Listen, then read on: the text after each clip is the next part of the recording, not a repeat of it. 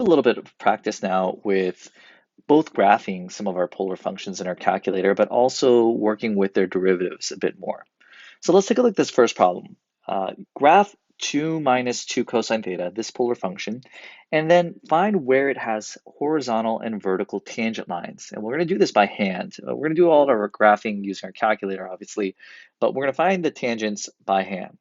Now, just make sure we understand what we're going to attempt to do before we start working through it. Since we're looking for horizontal and vertical tangents, right, we're looking to see where some information regarding dy dx. Okay, so that means we're going to need to come up with the equations for x and for y. So first things first, go ahead and graph this into your graphing calculator. I went ahead and sketched it out for you. It's not actually a great uh, it's not actually in the right spot, first off. It should actually be something like that. Sorry about that. It should actually look something like this, and go ahead and graph it out just to make sure you know what you're referencing, because we're actually going to need to do some work with it. So first things first, let's go ahead and find our equation for x. So we know x is equal to r cosine theta, so we're going to go ahead and write this 2 minus 2 cosine theta, all of that times cosine theta. I'll put that in parentheses so we can make sure we distribute. So x is equal to 2 cosine theta minus 2 cosine squared theta. Now, since we need to find horizontal and vertical tangent lines, again, we're going to need to also know what dx d theta is. So let's differentiate this. So this is going to give me negative 2 sine theta. And then over here, we're going to say 4 times cosine theta times sine theta. So let's just go ahead and do that. Times cosine theta times sine theta. All right, next up, now let's go ahead and find our equation for y, and I'll do that in different color. So y is equal to 2 minus 2 cosine theta, all of that times sine theta. So y is equal to 2 sine theta minus 2, and if I multiply sine theta, cosine theta, we could have 2 sine theta cosine theta. Okay, and now let's find the derivative for dy d theta.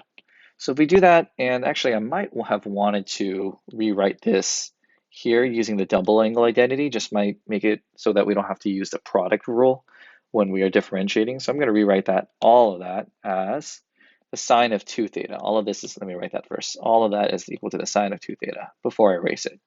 So we're going to just basically subtract minus sine 2 theta. So now when we differentiate this, we've got 2 cosine theta minus, let's say to get the derivative of the inside, that's 2, and then we're going to say cosine of 2 theta. So we have that. Okay. Now that we have our x and y equations and we have their derivatives, dx d theta, dy d theta, now let's make sure we understand what we're looking for here. It's asking us to find where we have horizontal and vertical tangent lines. Now remember, if we're looking at a horizontal tangent line, what do we know then about its slope? We know that if it is a horizontal tangent line, that our m value is equal to 0. In other words, dy dx must be equal to 0. And the only way that this could be equal to 0 is if your numerator is equal to 0. Okay, so that's where, actually, maybe I'll do this in red so we can kind of match that up.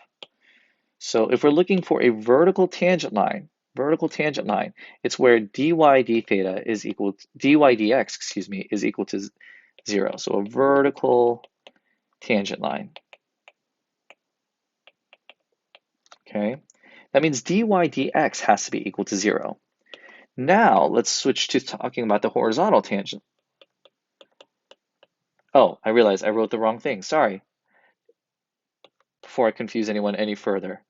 So if we're saying the dy dx is equal to 0, I apologize. That should mean that we have a horizontal tangent line. So all this, I'm going to switch back over to the right spot. Apologize, it's a Friday afternoon, but I'm recording this for y'all.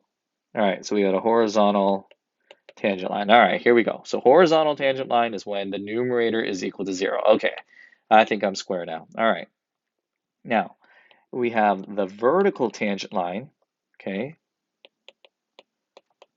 So if we're looking at a vertical tangent line, that means if our tangent line is vertical like this, the only way that that can be vertical is if you have 0 in your denominator, right? So if that is in the denominator, since dy dx is equal to dy d theta all over dx d theta, the only way that this could be a vertical tangent line is if dx d theta is equal to 0. So all this to say, we're going to look for where dx d theta is equal to 0. Okay, so I'm going to write that, where dx d theta is equal to 0. And let me erase the vertical tangent line. You all know what that looks like by now. So when our dx d theta is equal to 0, then we have a vertical tangent line. When dy dx is equal to 0, which also is another way of just saying when dy d theta, in other words, our numerator is equal to 0, then we have a horizontal tangent line. All right, so now let's actually find them. So first off, where is let's start with finding our vertical tangent line. Let's do that. So for our vertical tangent line, and for as much as I've fixed all this, I realize my colors are still messed up. So this is technically correct. Vertical tangent line is where dx d theta is equal to 0, but that should be blue since we care about consistency's sake. And then this here should be red. All right. I think I'm finally in the right spots here. Okay, so now we're ready to do all this. Okay, here we go.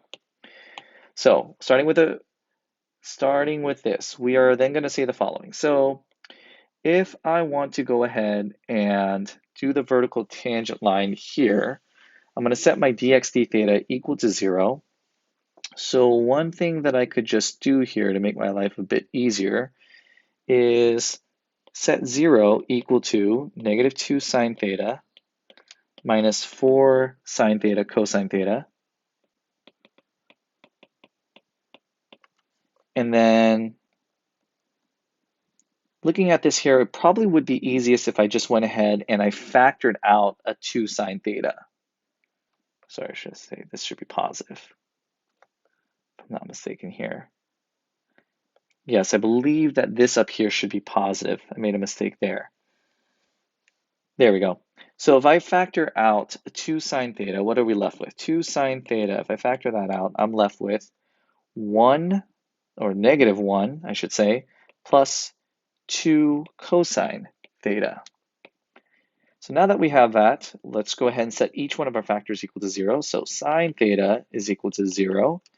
And what do we have here? This is cosine theta is equal to positive 1/2. So theta is then equal to, what values of theta make sine equal to 0? Well, there are two options. Then we got 0 and we have pi. Let's just look at all the angles between 0 and 2 pi non-inclusive. For cosine of theta to get equal to 1/2, what does theta have to be? Well, theta would have to be equal to pi over 3 and 5 pi over 3. Now keep in mind here, these aren't the actual coordinates just yet. These are just where our angles are. That's what are the angles, but these aren't the actual points yet. We'll find those in just a bit. But now let's move on to doing the horizontal tangent line values. So for the horizontal tangent line, and I'm now back to the right colors now, I'm pretty sure. So we're looking to see where is dy d theta equal to 0. So we're going to set our dy d theta that we found up there, 2 cosine theta minus 2 cosine 2 theta, and we're setting that equal to 0. We're setting our derivative of dy d theta equal to 0. And since we have a 2 in front of both of these, we can just go ahead and divide those out. We won't renew those. And we can't just factor here because we have a cosine theta and a cosine of 2 theta. So we may want to use a trig identity here, or the double angle formula. And if you remember the double angle formula for cosine, there are 3 available to us. And I'm going to try to write all my terms in terms of cosine, of the function cosine. So I'm going to say cosine of theta minus, and I'm going to rewrite this as 2 cosine squared theta minus 1. And if I distribute that, let's see here. That's cosine theta. Well, actually, let's write this in the correct order. We've got -2 cosine squared theta plus cosine theta plus 1. And I know this is kind of silly, but I like having my leading coefficient being positive. So I'm going to go through and just divide everything by -1. Now let's factor. So we got 2 cosine theta, 1 cosine theta, This has to be 1. Well, this would have to be negative, and this is positive. So now we can say cosine of theta is equal to negative 1/2 and 1. So where are the angles where that occurs? Cosine of theta is going to be equal to negative 1/2 when theta is equal to 2 pi over 3 and 4 pi over 3. And then cosine of theta is equal to positive 1 when theta is equal to 0. All right, so despite a little bit of a bumpy road with me mixing up, writing down where I'm finding the horizontal and vertical tangent lines, I think the rest of this is all correct. So let me make this a little bit smaller so I have some space to work with here. But now that we have that, now let's actually think about this conceptually for a second. So first off, we're saying that we have vertical tangent lines when theta is equal to 0, pi, pi over 3, and 5 pi over 3. However, let me draw to your attention the fact that I am getting a value of 0 in both my vertical and my tangent line, horizontal tangent line places. Well, what's happening when theta is equal to 0? When theta is equal to 0, notice that point there. So for that cardioid, what we have here is a cusp. And think back to what we know about the differentiability at cusps. We see that it's a non-differentiable point here because we see that the one-sided limits are going to be both approaching negative infinity. So because the limit doesn't exist, we would say that this cusp here is it's a non-differentiable point because we cannot find the derivative there at that point. Now, for that reason, and the fact that we're seeing here that theta is equal to 0 for both so when theta is equal to 0, dx d theta is equal to 0, dy d theta is equal to 0. So what is happening with dy dx? We have a 0 over 0 situation. So that's more of an identifier and signifier to us that this point is not going to be differentiable, right? We have a cusp. There, in other words, a tangent line cannot exist there. So we would not include it in our list of places where there is a horizontal or vertical tangent line if there is no tangent line at all.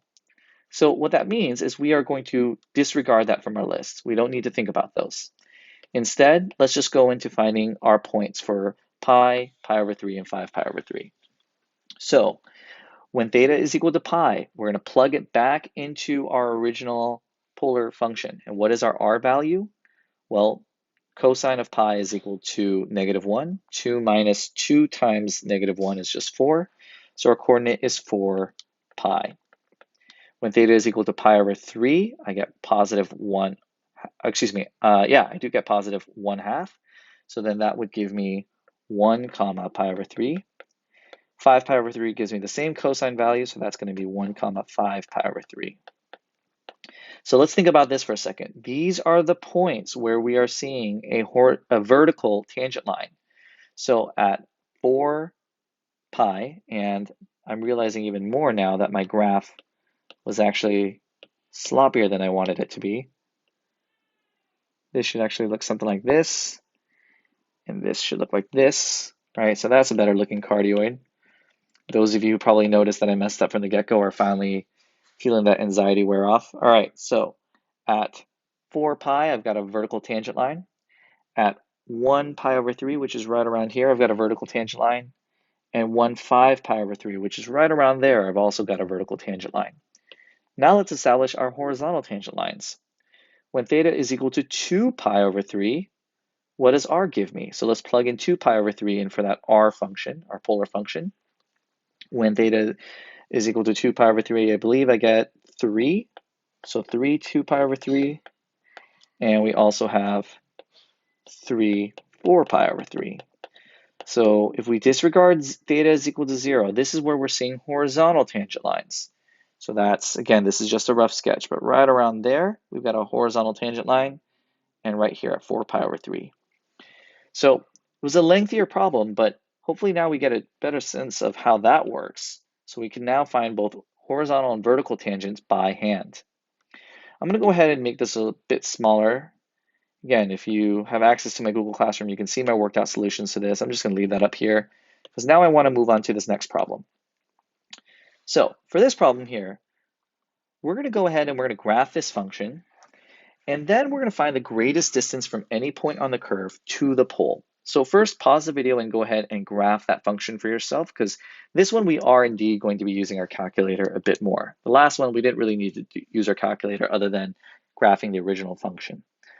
So if you graph that out, here's what it looks like. And notice that also that our interval is from 0 to 3 pi over 2, or 1.5 pi.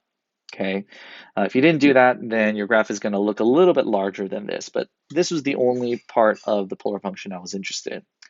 Now, part A, this is where we want to have a bulk of our conversation. It asks us to find the greatest distance from any point on the curve to the pole. Think about what this is saying. We're basically asking ourselves, where do we think we have the largest value of r? What is the largest distance from our pole to some point on the curve? Well, instead of us guessing, how can we use calculus to figure that out? Effectively, what we're asking for is the maximum value, and I'll write that. We're looking for the maximum value for r. Now, what have we done in calculus in the past to find the maximum values of functions?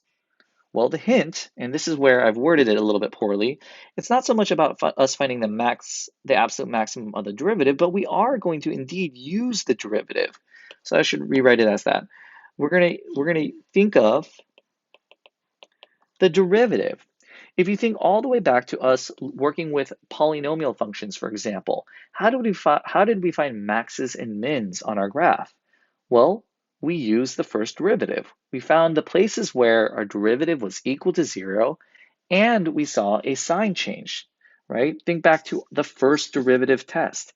That's exactly what we're going to be doing here, but we're just working with polar functions.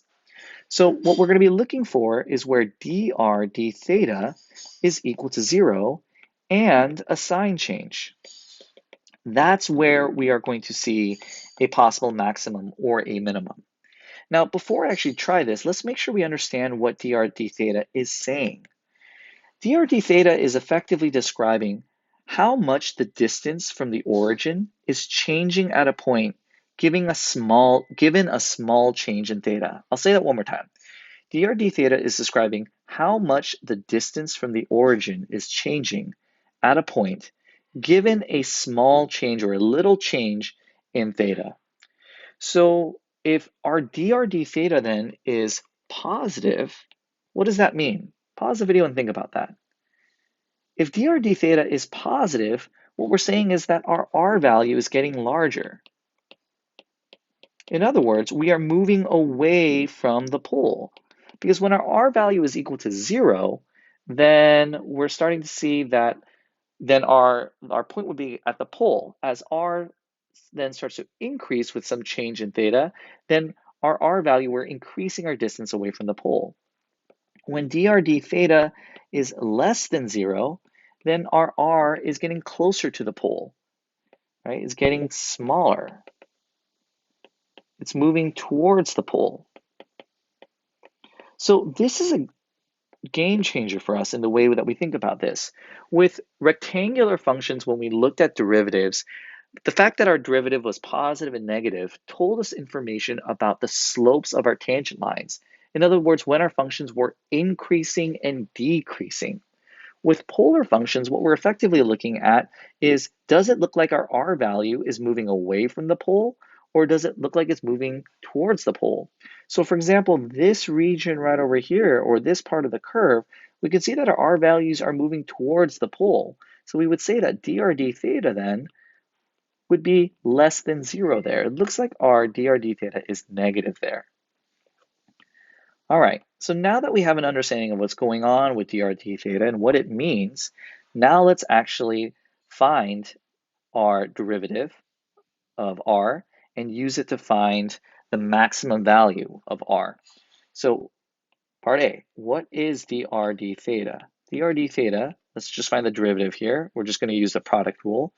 That would be 1.5 cosine of theta plus 1.5 theta times negative sine theta. Now we're ready to set this equal to 0. So we're going to set all of this that we just found equal to 0. Okay.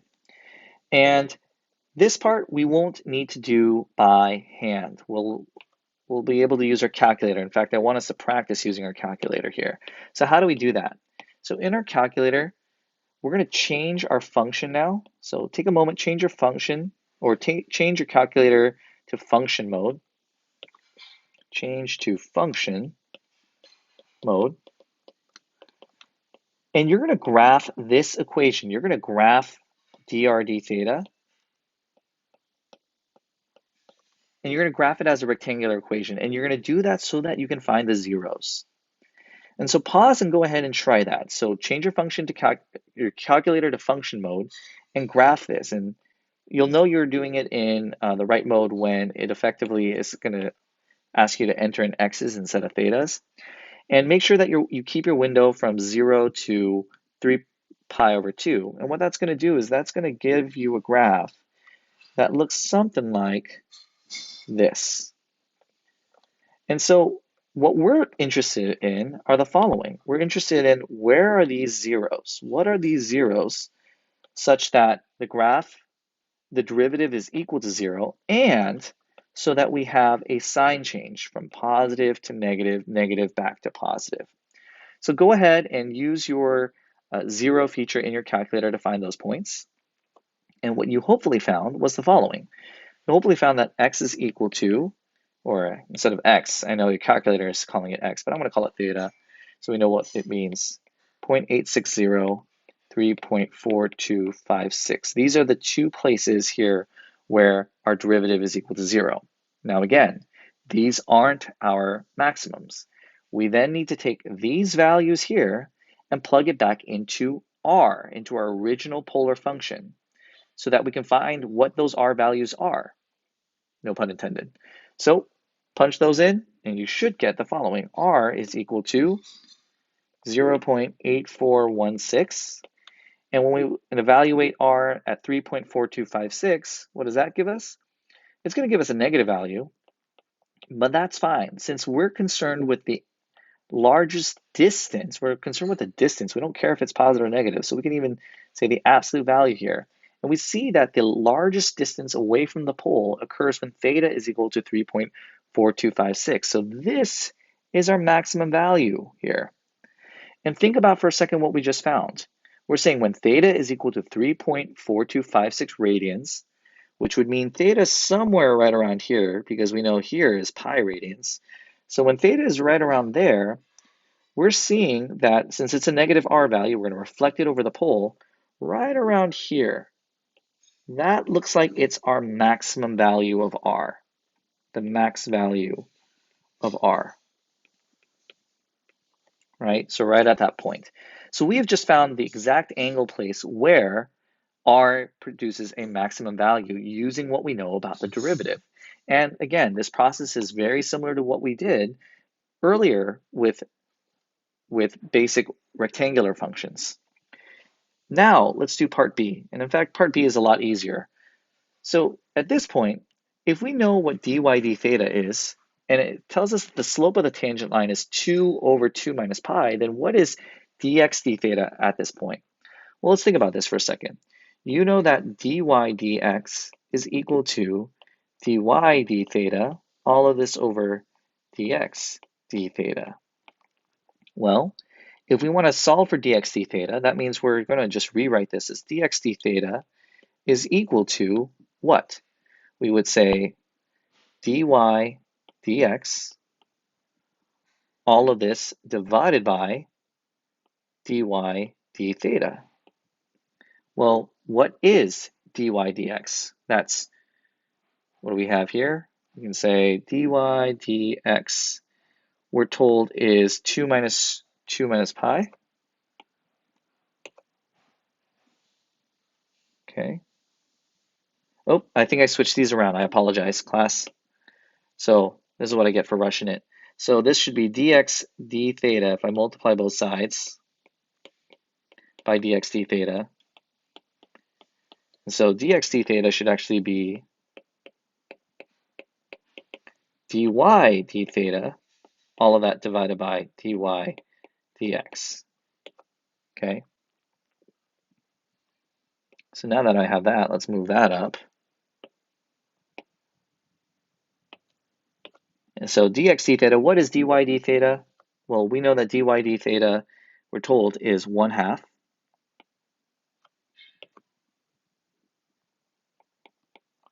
And then dy dx, we're told, is 2 over 2 minus pi.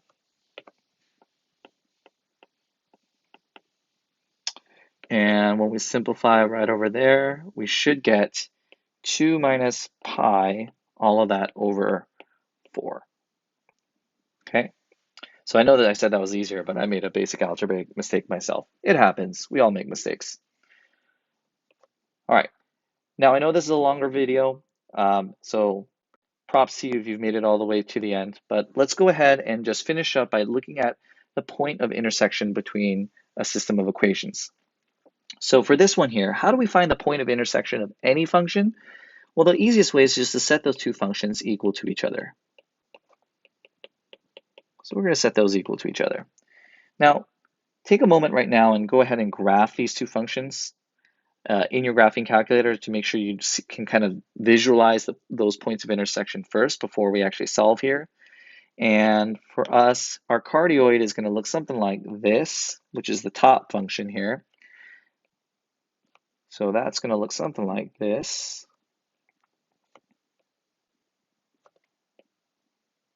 And our circle is going to look something like this right over here. This is just a very quick sketch here. So we can kind of see what we think our points of intersection are going to be. But now let's confirm by actually solving this algebraically. So here we'd say that 2 is equal to 2 cosine theta. Cosine theta is equal to 1. So theta would have to be at either 0 and 2 pi. Now, typically we usually just give our angles between 0 and 2 pi non-inclusive because otherwise we start getting repeats. So we're just going to go with 0 here. That's fine. So now that we know what theta is, remember that's not our solution. We want to actually plug that back into any one of these two equations. Either one works because we're saying this is an angle that's true for both, that satisfies both equations and gives us the same r. So r is equal to 4 times cosine of 0, which means r is equal to 1. So our coordinate is equal to, 4, because we're multiplying by 4. So our coordinate is 4, 0. So there's our point of intersection. And if I wanted to, I would just call that a video and just say, hey, there we go. We found that point of intersection. There it is. But there should be something that should stick out to you and kind of bother you here. And the question is probably, well, what about this point right over here? This certainly looks like it's a point of intersection. But how come that didn't come up when we solved this algebraically? So it means one of two things. It means either it is a point of intersection, but somehow we don't know how to find that, or it isn't a point of intersection. And if not, why isn't that the case? Because it certainly looks like it's intersecting here. So I encourage you to pause the video and think about this for a second. Is that or is that not an actual point of intersection? Now, the answer is it isn't. Well, why not? Well, let's think about this for a second and break it down. In order for that to be a point of intersection, again, it has to be an r theta, a point that works for both equations. Well, it looks like it's happening when r is equal to 0. So let's try the first equation. When r is equal to 0 for our first polar function, what is theta? Well, here we'd say that cosine of theta is equal to -1. So theta here is equal to pi. That's what gives me -1. Well, now let's look at the second equation. So actually, let me finish writing that up. So that coordinate would be 0, pi. Now let's look at the circle. When r is equal to 0 for the circle, what is theta? So we're going to set r equal to 0 and solve there. Well, theta then here is when is cosine of theta equal to 0? 1 theta is equal to pi over 2 or 3 pi over 2. So we've got two different coordinates here. So we have 0 pi over 2 and 0 3 pi over 2. Now, take a look at these sets of coordinates and ask yourself, are these coordinates the same? They're not. They're clearly not. So what's happening here? And this is what's so interesting and also maddening about polar functions is that they don't behave like rectangular functions. Even though it looks like the graphs are intersecting at that point, what's happening is that those functions are hitting that origin, that pole, at different angle measures. For the cardioid, it hits the pole when theta is equal to pi. For the circle, it hits the pole when theta is equal to pi over 2 and 3 pi over 2. If we were to think about this in terms of time, they're hitting the train station at different times. They're just missing each other. So even though it looks like they're intersecting there, our points are not the same. So these are not points of intersection. The only one that we could get would be for 4, comma 0. So hopefully that clears that up. And I encourage you to try the next one now that you have a pretty good sense of how to actually determine points of intersections for the system of equations in polar form.